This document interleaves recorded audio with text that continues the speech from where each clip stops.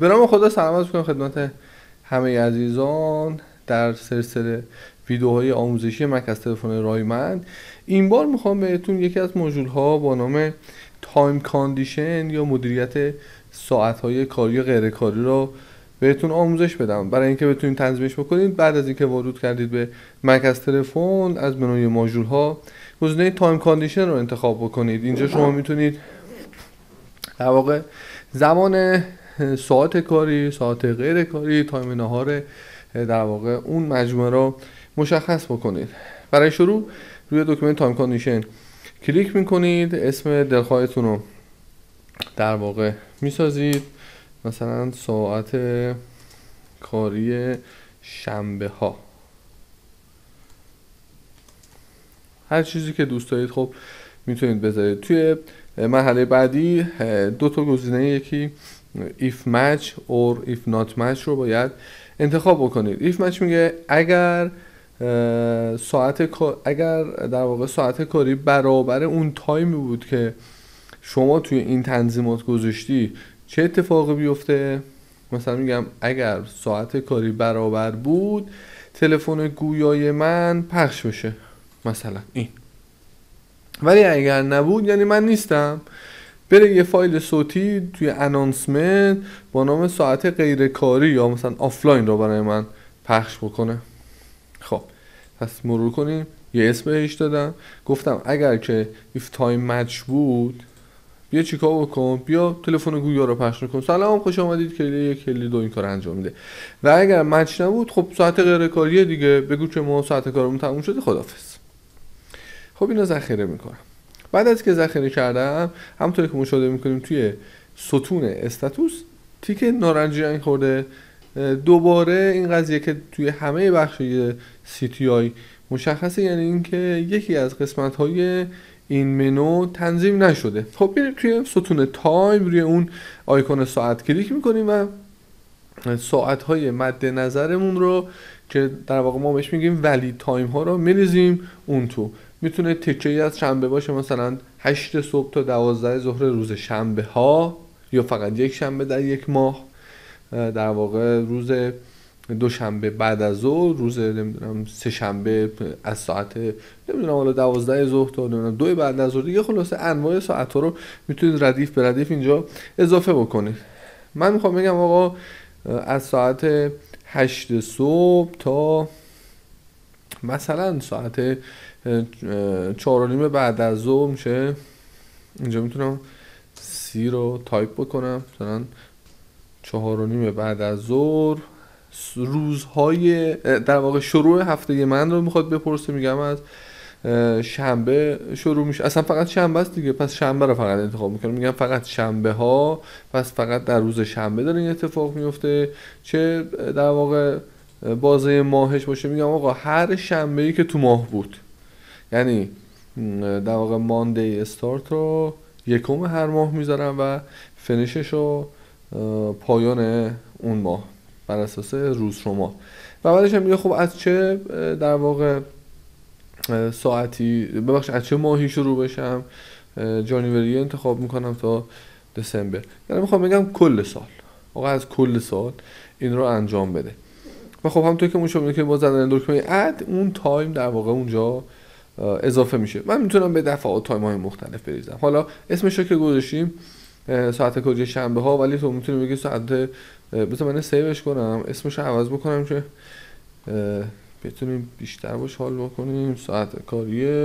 ساعت کاری هستن، ساعت کاری ما ساعت های مختلف مثلا داره. مثلا شنبه ها از ساعت 8 صبح الی در واقع 14، بذاریم اینجوری بهت بگم، از شنبه تا سه شنبه، مثلا بذار اینو بکنم سه شنبه، از شنبه تا سه شنبه ساعت کاری این مجموعه از 8 صبح تا 4:30 بعد از ظهر. مثلا 4 شنبه ها 9 صبح شروع میشه تا 2 بعد از ظهر. دوست دارم دیگه، ساعت کاری دیگه. و اینم برای 4 شنبه ها، اونو گذاشتیم تا 3 شنبه. خب اینم برای 4 شنبه ها میگم کل روزهای ماه، کل ماه‌های سال و پنجشنبه ها هم، اصلا پنجشنبه ها هیچ روز کاریه، جمعه ها اتفاقا روز کاریه. میخوام بگم ساعت 10 صبح روزای جمعه تا 12 ظهر، خیلی کم کاریم دیگه، بریم زود خونه.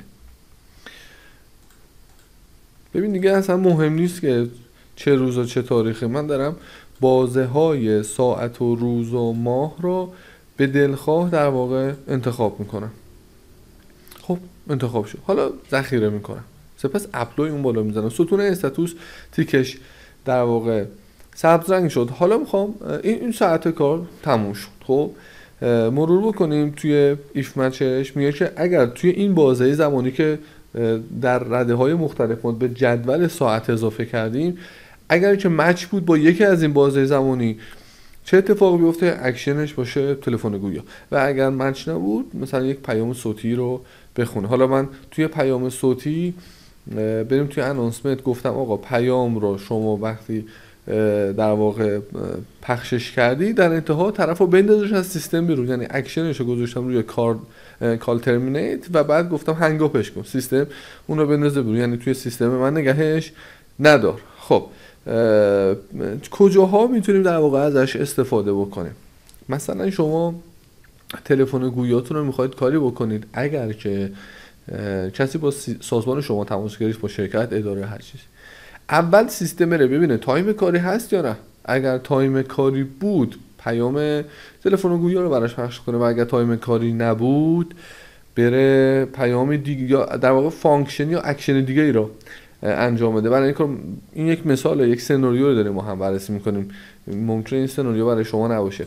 میریم توی این باند رود، میخوام بگم کسانی که مثلا از داخلی کسانی که به خط 5 رقمی ما تماس گرفتن، اکشنش رو این دفعه میذارم روی در واقع، بذار اینو نگم، بذار این شماره تهران 021 بگم، بگم آقا هر کسی به این خط ما زنگ زد، بره به تایم کاندیشن ساعت کاری که همین الان ساختیم، یعنی ساعت کاری رو چک بکنه. پس اول داریم به تماس ورودی چک کردن ساعت کاری رو میگیم برو چک کن.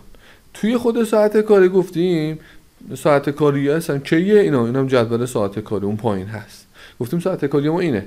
حالا آیا برابر است یا نه؟ حالا اگر برابر بود، حالا بیا تلفن گویا رو پخش کن، ولی اگر برابر نبود، در واقع یه پیام دیگه بده. من اینجا گفتم آقا پیام این که ساعت کاری ما تموم شده، خدا نگهدار، در سیستم در واقع بندازش بیرون، هنگ اپش کن. حالا میتونی شما سناریوهای مختلف رو بیای بگی آقا برو تایم نهار هم چک کن، پس میتونی یه تایم کاندیشن دیگه ای رو بره چک کنه. مثلا اینجا نگاه بکنید،